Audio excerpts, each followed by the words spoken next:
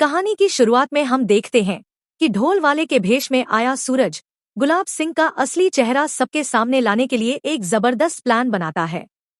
सूरज चुपके से जूस के गिलास में भांग मिला देता है। फिर वह अपनी बहन काव्या को बुलाता है और उसे सारी सच्चाई बताता है कि वह यह सब गुलाब सिंह को बेनकाब करने के लिए कर रहा है। सूरज काव्या से कहता है कि वह किसी तरह यह भांग वाला जूस ईशा को पिला दे। अपने भाई की मदद करने के लिए काव्या बिल्कुल वैसा ही करती है। वह ईशा के पास जाती है और उसे वह गिलास दे देती है।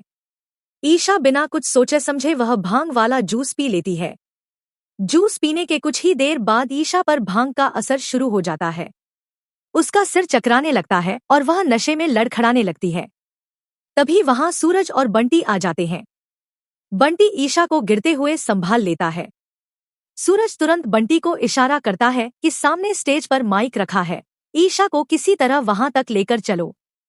बंटी सूरज के कहे अनुसार ईशा को धीरे धीरे स्टेज पर माइक के सामने ले जाता है।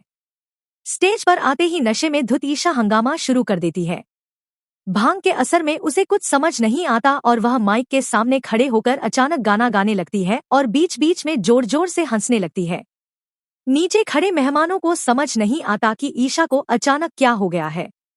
लेकिन असली खेल तो तब शुरू होता है जब सूरज छुपकर ईशा के पीछे खड़ा हो जाता है और उसके कान में धीरे धीरे उसकी मां कावेरी के साथ हुए जुल्मों की बातें दोहराने लगता है।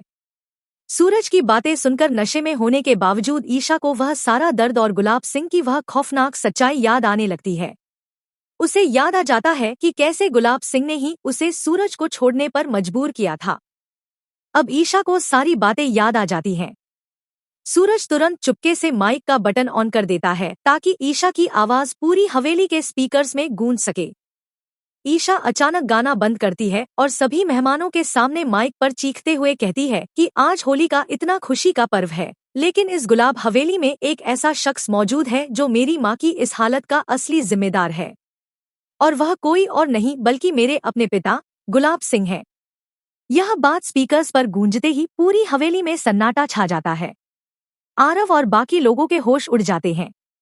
यह सुनते ही गुलाब सिंह बौखला जाता है और दौड़ते हुए स्टेज पर ईशा के पास पहुंचता है। बंटी और सूरज वहीं छुपकर खड़े रहते हैं। गुलाब सिंह स्टेज पर आकर ईशा को डांटने लगता है कि यह तू क्या बकवास कर रही है, लेकिन फिर वह देखता है कि ईशा नशे में हंस रही है और लड़खड़ा रही है। गुलाब सिंह तुरंत बात संभालने की कोशिश करता है और मेहमानों से कहता है कि मेरी बेटी को माफ कर दीजिए, शायद किसी ने इसे गलती से भांग वाला जूस पिला दिया है। यह नशे में है और इसे खुद नहीं पता कि यह क्या कह रही है। गुलाब सिंह अभी बात को टाल ही रहा होता है कि तभी वहां सबके सामने ढोल वाला आगे आता है। वह अपने चेहरे से गॉगल्स निकालकर फेंक देता है और अपने चेहरे से रंग साफ करता है।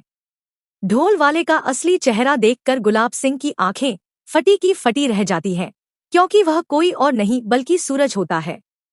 सूरज तुरंत गुलाब सिंह के हाथ से माइक छीन लेता है और कहता है कि ईशा सच कह रही है, गुलाब सिंह ने ही उसे मजबूर किया था। इसके बाद सूरज अपनी जेब से मोबाइल निकालता है और स्क्रीन पर एक ऐसी इमेज और रिकॉर्डिंग चला देता है जिसमें गुलाब सिंह उसी शूटर को पैसे दे रहा होता है जिसने कावेरी जी पर गोली चलाई थी।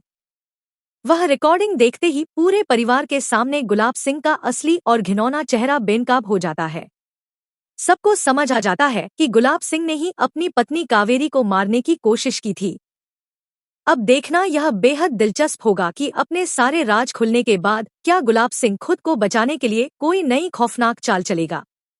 मुझे तो लगता है कि अब वह उल्टा ईशा और सूरज को ही किसी नए जाल में फंसा सकता है।